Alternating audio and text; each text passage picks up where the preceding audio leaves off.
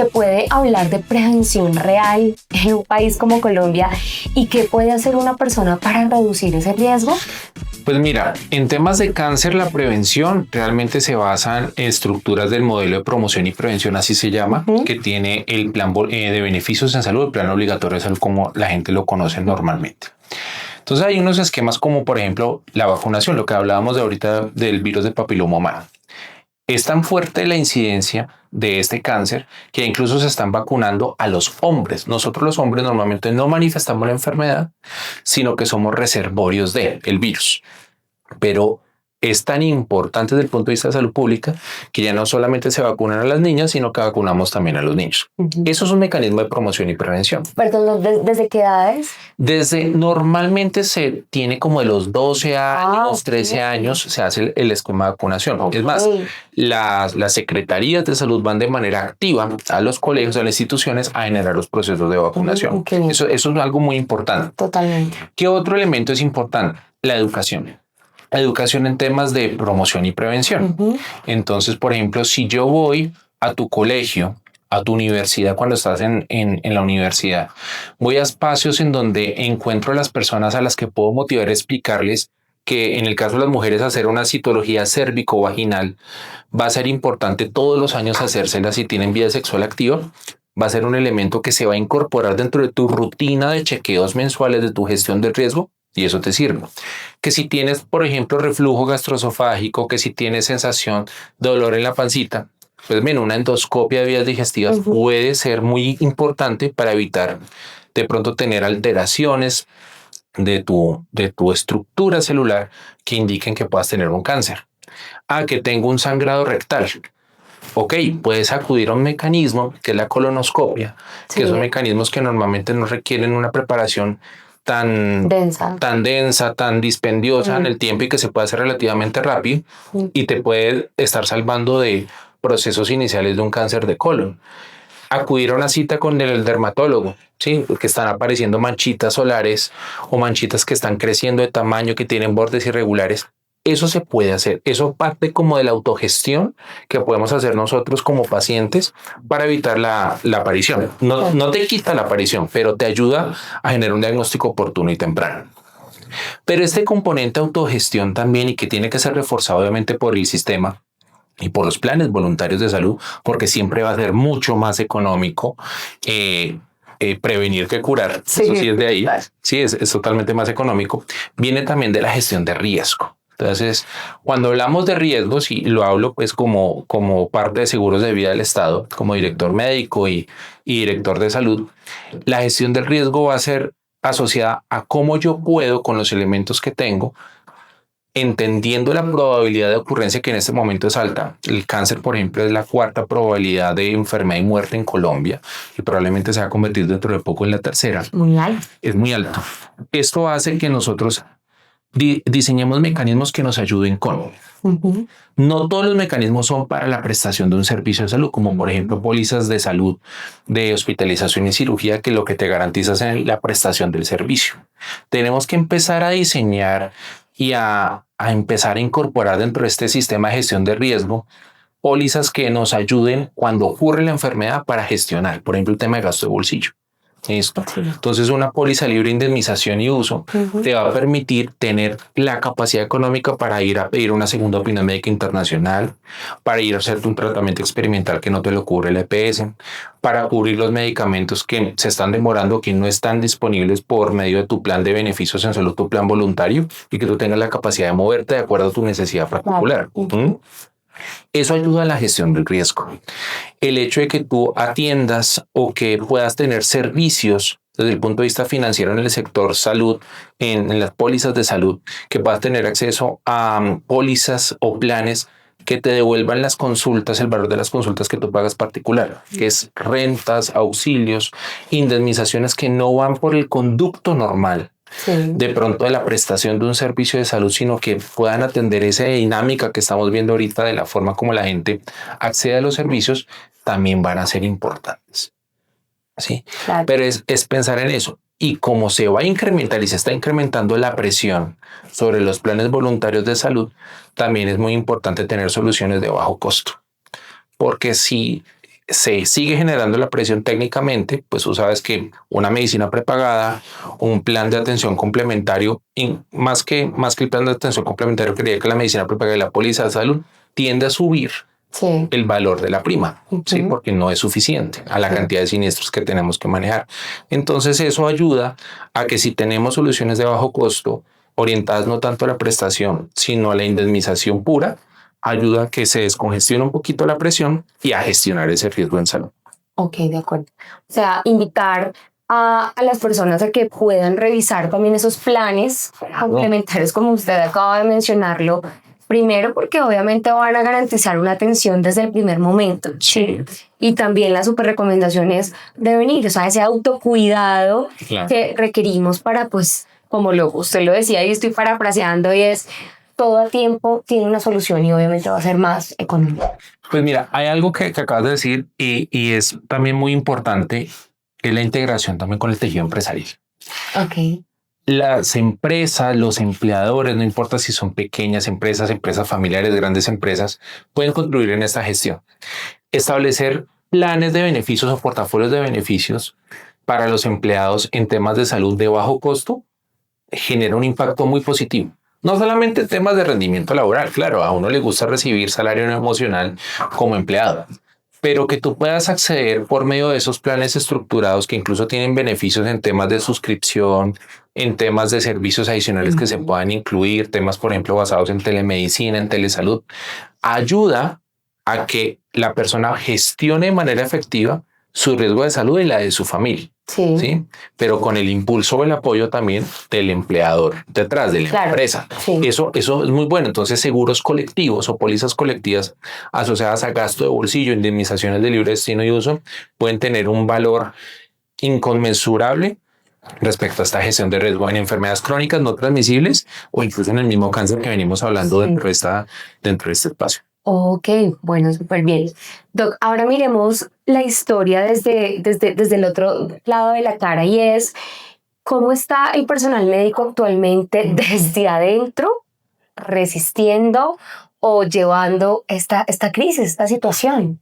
Pues te voy a dar un dato de suscripción, que pues nosotros acá también hacemos suscripción de seguros de personas en seguros de vida del Estado, y es de cada 10 médicos que yo reviso solicitud de seguro, sobre todo médicos generales o residentes, es decir, aquellos que están haciendo su especialización, cerca de 5 o 6 tienen un trastorno mental asociado.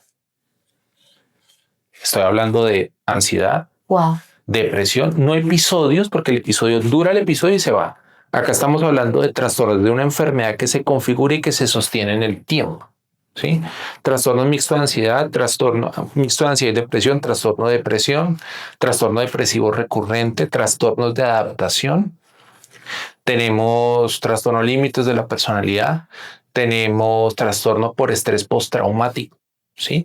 Y uno dice, cuando entraron a revisar cuáles son las causas, casi todo está asociado a sobrecarga laboral, síndrome de desgaste ocupacional, la forma en que desafortunadamente nos han enseñado a nosotros la medicina, digamos, en el tema de las residencias quirúrgicas, un cirujano general puede tener jornadas semanales de cerca de 80 horas de dedicación exclusiva a su trabajo. Ahora, pues, con temas legislativos, se ha podido de pronto implementar el pago al residente, que antes el residente no tenía fuente de ingresos, sino que era dedicación exclusiva 3, 4, 5 años sin recibir nada a cambio, ahorita por lo menos. Pero imagínate un residente que sea padre de familia y que necesite velar por el bienestar económico de su familia. Pues toda esa amalgama y el trato. Hay escuelas que desafortunadamente, o profesores que tienen un trato un poco displicente o fuerte frente a los estudiantes, frente a los profesionales sanitarios, a los residentes, que hace que sean condiciones adversas para el médico y se instaura la enfermedad, y ahí en adelante es convivir con la enfermedad. Anestesiólogos, el gremio como tal o el segmento de especialistas en anestesiología tiene una de las tasas más altas de suicidio en Colombia. Es la especialidad que más se suicida. No solamente porque tienen acceso a los medios para hacerlo, con los gases anestésicos o con medicamentos que generan depresión del sistema nervioso central, sino porque son personas que normalmente están sometidas también a espacios de soledad, a espacios de alta carga laboral, de estrés. Sí. Los médicos normalmente, los que están por prestación de servicios, tienen hasta 3 o 4 trabajos al mismo tiempo, ¿sí? Para solventar créditos, para solventar las dificultades de pago, no se están pagando como sector salud en los médicos que están por prestación de servicios a 90 días. Entonces, ¿tú qué haces con tu mercado a 90 días? ¿Tú qué haces con el colegio de tus hijos a 90 días? Entonces, no te puedes esperar solamente acá, sino que tienes que buscar otras formas de ingreso. Esa presión constante hace que el médico pues realmente esté en unas condiciones de trabajo que no son las mejores. Y si vas a recibir atención especializada, es peor porque vas a otros compañeros de otras profesiones sanitarias, como por ejemplo los psicólogos clínicos, y tú ves, por ejemplo, cuánto le pagan a un especialista en psicología clínica y les están pagando 2 millones de pesos en su salario. Y el acceso a ese tipo de especialistas es complejo, no es tan rápido. Entonces, ¿tú cómo gestionas ya desde la cara siendo paciente, pero médico paciente, la atención en salud? Es difícil, es muy complicado. Se han establecido metodologías, temas de telesalud, con psiquiatría, con psicología, pero se requiere también es una forma de cambio estructural desde la parte de la academia, pero también de la concepción del trabajo del médico. Creo que incluso hay un proyecto de ley que se radicó en estos días asociados a temas de como un espacio diferencial del reconocimiento en temas de pensión para el sector salud, específicamente también para los médicos. Son cosas que se pueden trabajar.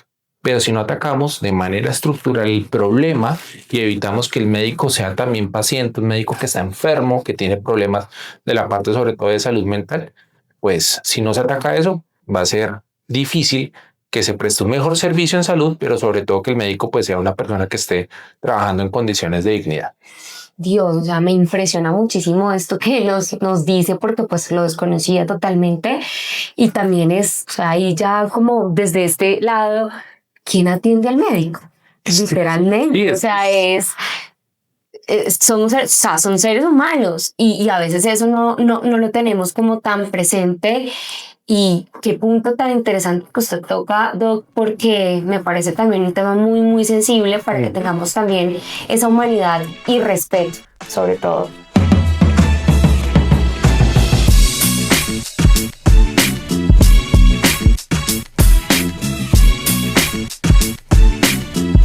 Sí, yo creo que ojalá lo que uno pudiera tener siempre es un amigo psiquiatra o un amigo psicólogo, sería lo mejor. Sí, para que uno pudiera esto y aparte pues la sobrecarga de trabajo hace que de verdad el médico viva en automático. Sí. Y el vivir en automático pues... Y ahí pregunto, ¿el Estado interviene en esto? Realmente no, o sea... salvo digamos temas asociados a acoso laboral, pues tú sabes que pues está el Ministerio del Trabajo, el Inspector de Trabajo, pero desde que primero no hay una formalización del trabajo por sí mismo, que todo sea por prestación de servicios, dificulta el acceso a mecanismos de protección, ¿sí? Y lo otro es que pues somos humanos comunes y corrientes como todos, ¿sí? Como nuestros mismos pacientes, lo que les digo, nos volvemos también pacientes, entonces tenemos que ir también al médico general si solo tenemos la EPS, que el médico nos deriva a la psicóloga, que la psicóloga deriva al psiquiatra, que esa es como la ruta. Sí. Si tenemos un plan voluntario de salud, pues podemos acceder directamente al psiquiatra, pero es más que todo autogestión. Sí. No es que exista un mecanismo preferente para que el personal de salud atienda esas necesidades que tiene propias. Que pensaríamos que así sería. No, ahí lo que hacemos más que todo es eso, gasto de bolsillo. Pues sí. Voy a donde el compañero o voy al médico que yo conozco, reconozco y sobre eso genero la atención en salud. Pero que exista un mecanismo expedito no lo hay. Wow, ok. Bueno, Doc, ya con todo este panorama que nos ha descrito, cuéntenos cuáles son esas acciones inmediatas que se deben tomar desde el Estado, las aseguradoras y los mismos centros de salud. Pues yo creo que es pasar más de la buena intención del papel, porque vuelvo y te digo, el papel resiste todo, a acciones concretas, ¿sí? A nivel de política estatal, no puede ser política gubernamental. Sí, o sea, una política gubernamental está asociada a lo que el gobierno de turno considera que se debe hacer. Una política de Estado es que independientemente del gobierno de turno, nosotros como nación consideramos que se tiene que hacer esto. Entonces, cuando lo convertimos en una política de Estado y no lo afectamos desde el punto de vista político, sino que nos remitimos al tema técnico y empezamos a gestionar en vez de solamente reflexionar o solamente tener un debate político intenso. Cuando comenzamos a tomar cartas en el asunto desde el nivel técnico, las cosas pueden empezar a funcionar. ¿Qué necesitamos urgente? El pago a prestadores de servicios de salud, el pago a farmacéuticas, el pago a gestores de farmacia. Eso es urgente resolverlo, porque destraba todo este tema que hemos visto de la oportunidad y el acceso. Se necesita urgente reconsiderar la figura del médico como gestor principal del tema de salud, pero también como talento humano. Significa buenos contratos, ¿cierto? Estabilidad laboral, garantizar temas de salud mental, de acceso preferente, si se puede, a temas de salud, sin que eso obviamente nos coloque a nosotros en una condición de prelación frente a otra población. Pero sí tener, por ejemplo, en el tema de salud mental, una ruta específica de protección que nos ayude a gestionar todos esos problemas que te estaba mencionando. Sí. ¿Qué necesitamos también desde las aseguradoras? Considerar no solamente la póliza tradicional, prestaciones de servicios de salud, hospitalización y cirugía, sino devolvernos un poquito a la esencia del seguro, la básica, y considerar nuevamente y con fuerza temas de rentas, de auxilios, de indemnizaciones de libre destino de uso con ocasión al evento en salud. Eso le da poder de movilidad a la gente, poderse gestionar también sus temas de salud. Y creería que los otros elementos son reforzar el modelo de promoción y prevención. Sí. Lo que te decía, es más fácil curar, prevenir que curar. Es más económico, es más costo eficiente. Pero también hay que entender de dónde viene eso. ¿Con qué plata vamos a superar nosotros estos problemas de salud? Ustedes saben que el sistema se soporta en dos fuentes, como por decirlo así, grandes de ingreso.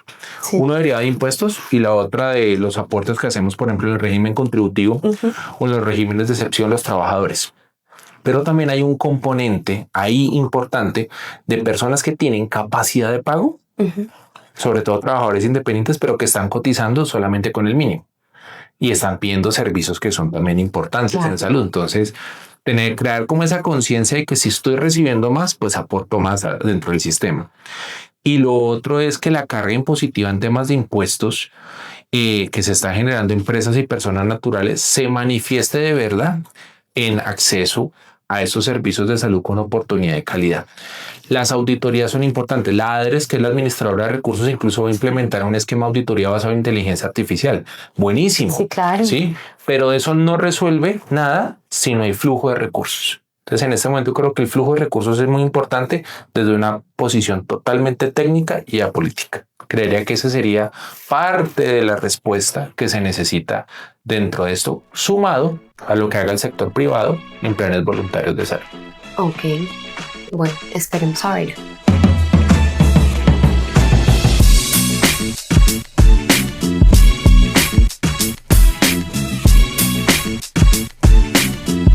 Bueno, Doc, y para quienes nos escuchan, ¿qué puede hacer un ciudadano para proteger su salud y exigir sin miedo? Bueno, lo primero es ser consciente que esta máquina especial que nos hizo Dios en un diseño casi que perfecto, pues hay que cuidarla. Sí, entonces el tema de alimentación sana, de actividad física, del tema de salud mental. La Organización Mundial de la Salud establece que la salud está constituida por 3 esferas: la esfera orgánica, la mental y la social. Entonces, si eso no está bien, pues no tengo salud. Eso sí es sencillo. Entonces, hay que atender eso. Lo otro es determinar qué elementos pueden favorecer a que yo tenga cierto tipo de enfermedades. Entonces, estamos hablando de la carga familiar relacionada a nivel genético con la predisposición al desarrollo de enfermedades tales como el cáncer.